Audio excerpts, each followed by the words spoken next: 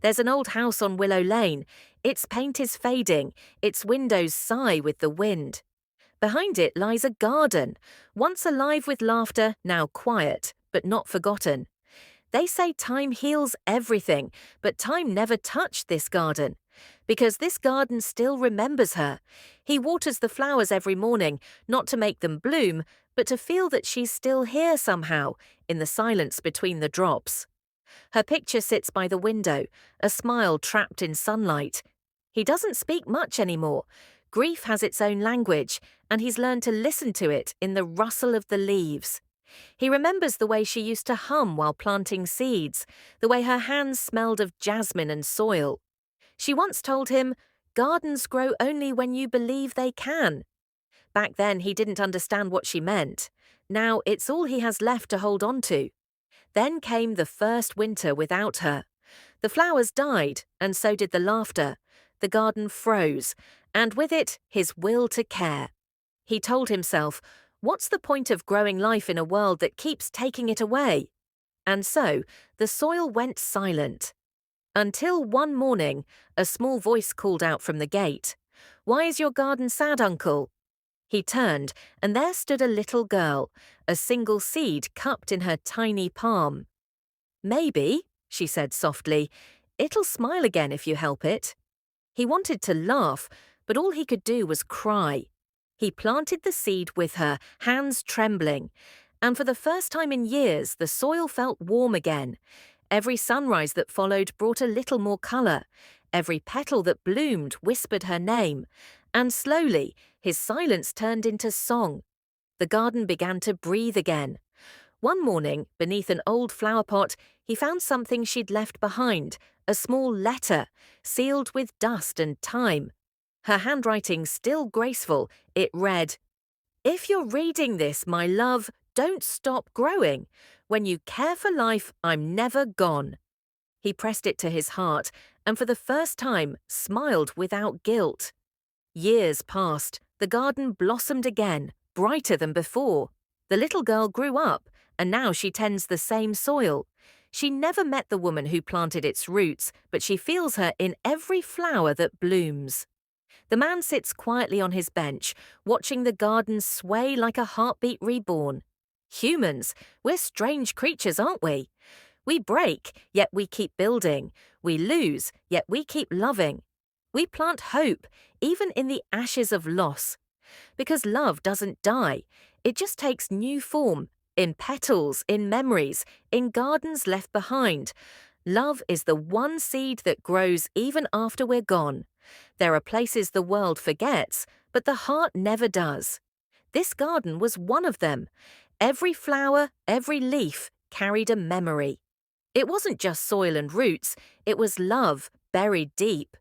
He walks among the roses, touching the petals like old photographs. He remembers the warmth of her hand, how she'd laugh when the rain caught her hair, how she'd whisper, "Someday, this garden will outlive us both." He used to think she was joking. Now he knows she was right. Every corner of this garden tells a story. The white lilies, planted the year they married. The marigolds, her favourite, because they never give up.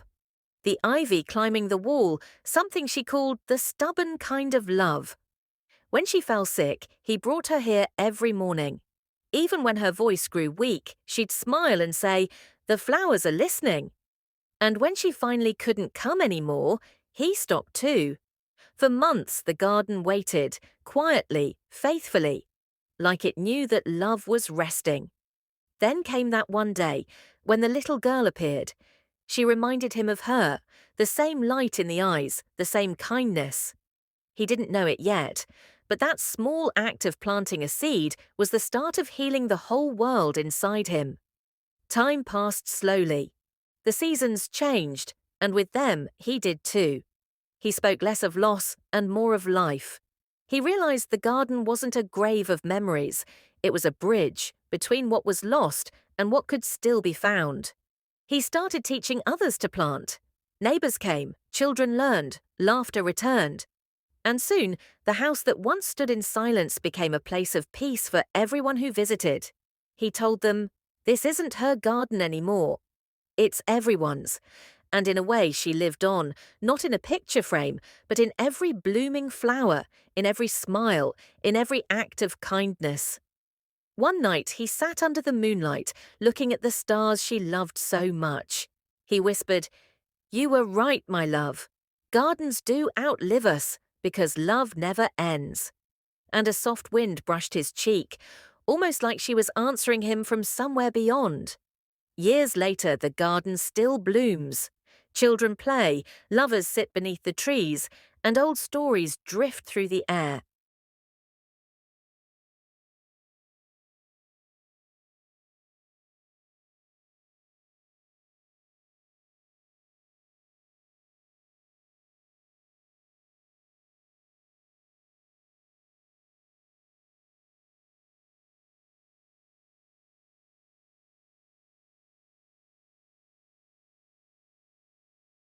They say time moves on, but for him, it stood still. Each morning felt like an echo of days when she was still here. Her laughter, her songs, her gentle hums, they still drifted through the garden, like sunlight trying to reach the roots beneath the earth. He never told anyone, but every night he'd sit by her favoury one evening. The rain came. Not the kind that floods, but the kind that heals. He stood there, drenched, and for the first time in years, he didn't wipe away the tears. He let them fall because they weren't tears of sorrow anymore, they were rain for her garden. The next morning, something strange happened. A flower bloomed, one that hadn't for years. Its petals carried her favourite shade, soft violet, and beneath it, the soil seemed warmer, alive again. He smiled through the ache and whispered, "You never left, did you?" People started noticing the garden again. Tourists stopped by to take pictures, children laughed among the tulips. But what they didn't know was that every flower there was born of grief and watered by love. He began keeping a journal, writing not to remember, but to forgive himself for surviving. One of his notes read, "Maybe life isn't about moving on, maybe it's about learning to walk beside what we lost." That night he heard the humming again, her voice gentle and far, carried by the wind. He closed his eyes and smiled. It didn't scare him anymore. It reminded him that love isn't bound by time, nor by goodbye. Years later, when his hands grew tired and his steps slower, he built a small wooden sign at the garden gate. It read, "Welcome to the Garden of Second Chances." He wanted everyone who entered to feel what he once did, that even after loss something beautiful can grow. Even after goodbye, there's still a reason to care.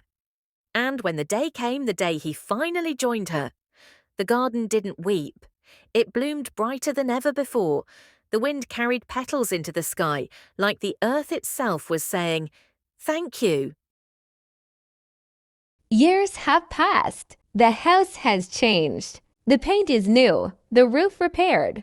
But the garden still feels the same. Now others come to see it, not just for its beauty, but for the way it makes them feel. It's strange, isn't it? How a place born out of loss can heal so many hearts. A young couple once visited, newly married, nervous about the future. They sat under the old oak tree, and the woman whispered, "This place feels alive." The man smiled and said, "Maybe it remembers love." And in that moment, the wind carried the scent of jasmine through the air. As if the garden agreed, music softens to a hopeful piano tone. Over time, the garden became a refuge, not for fame, not for tourists, but for the broken, for those who needed to remember that life can begin again. People came to cry, to laugh, to breathe, and somehow they all left lighter.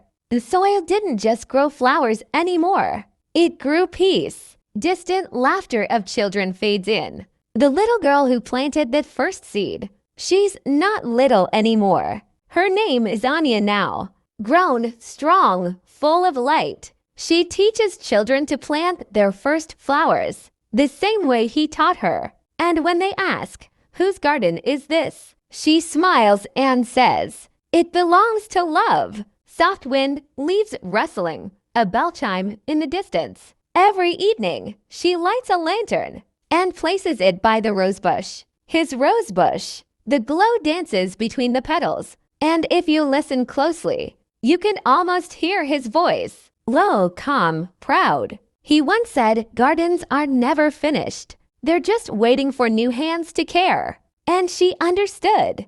Music swells, cinematic strings rising. One day, a stranger came, a traveler with tired eyes. He asked Anya, "Why do you keep this place so alive?" She looked at him, her hands still covered in soil, and said softly, "Because once someone taught me that when you give life to the earth gives life back." He didn't reply. He just sat quietly, watching the wind move through the flowers. And for the first time in years, he smiled. Pause, music slows. Every soul that enters the garden leaves a piece of their story. Some come seeking hope. Some leave behind pain. Some simply come to remember that the world still holds beauty. If you're brave enough to look for it, raindrops begin to fall. Gentle, rhythmic, cleansing. And when the rain comes, the flowers bow, not in sadness, but in gratitude. It's as if they remember every tear, every prayer, every whisper that made them bloom. Music becomes soft, reflective piano. Love doesn't vanish when we lose someone. It shifts into the wind, the rain, the hands of those who keep caring.